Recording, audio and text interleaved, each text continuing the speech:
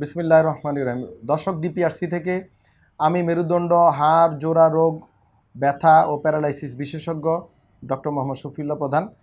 আমরা আজকে আমাদের সুলতানা বেগম, মানিকগঞ্জ জেলা রোগী, ঢাকার খুব কাছে, ওনার রোগ নিয়ে কথা বলবো।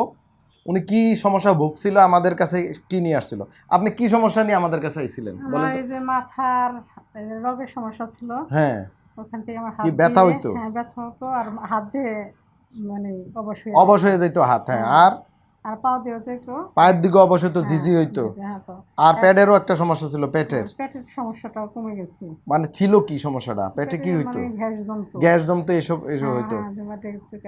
আচ্ছা আচ্ছা, এই সমস্যা কত বছর আছিল আগে? প্রায় 15 বছর। 15 বছর ধরে দর্শক ওনার ঘাড় ব্যথা, হাত ব্যথা, কোমর ব্যথা, পা ব্যথা, অবশ্যই যেত ঝিঝি, এই সকল সমস্যা নিয়ে উনি কেবল ঘুরছে নাকি? হ্যাঁ, ঘুরতে ঘুরতে আমাদের এখানে আজকে কতদিন আইছেন? এখানে 23 দিন। 23 দিন আছে। এখন কি অবস্থা? এখন আলহামদুলিল্লাহ। আলহামদুলিল্লাহ। পেটের সমস্যা গেছে, হ্যাঁ, পেটের সমস্যা, ঘাড় ব্যথা, কোমর ব্যথা এগুলা কমে আসছে। দর্শক, এইভাবেই ডিপিআরসি আমরা চিকিৎসা দিই আলহামদুলিল্লাহ। রোগীর ওজন একটু বেশি আছে, এটা কমায় ফেলাবো, ওদিকে আমরা এখন চিকিৎসা শুরু করব, কারণ একসাথে অনেকগুলো চিকিৎসা দেওয়া যায় না একটা রুগীর। এবং এপিএল আইডি, ঘাড় ব্যথা, কোমর ব্যথা রুগীর আমাদের সবচেয়ে বেশি, পৃথিবীতে শুধু বাংলাদেশে না, সবচেয়ে বেশি রুগী আমরা চিকিৎসা দিয়েছি আলহামদুলিল্লাহ। কিছু ভিডিও শুধু আমার ইউটিউব, ফেসবুকে আছে, আর হাজার হাজার উই হ্যাভ ডাটা, আমরা এগুলো নিয়ে রিসার্চ পাবলিকেশন করি।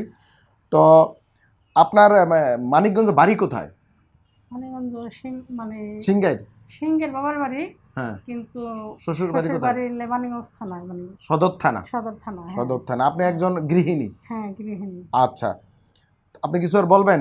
না, কিছু আর বলার কিছু নাই আলহামদুলিল্লাহ। এইভাবেই আমরা রুগীদের কথা বলি এবং এই রুগী আমরা ফলো আপে রাখবো ইনশাল্লাহ। সবাই রুগীর জন্য দোয়া করবেন, আমাদের জন্য দোয়া করবেন যেন আপনাদের সঠিকভাবে চিকিৎসা দিতে পারি। আসসালামু আলাইকুম ওয়া রাহমাতুল্লাহি ওয়া বারাকাতুহু। আসসালামু আলাইকুম। ডিপিআরস লিমিটেড, আস্থা, বিশ্বাস ও নির্ভরতায় অবিচল।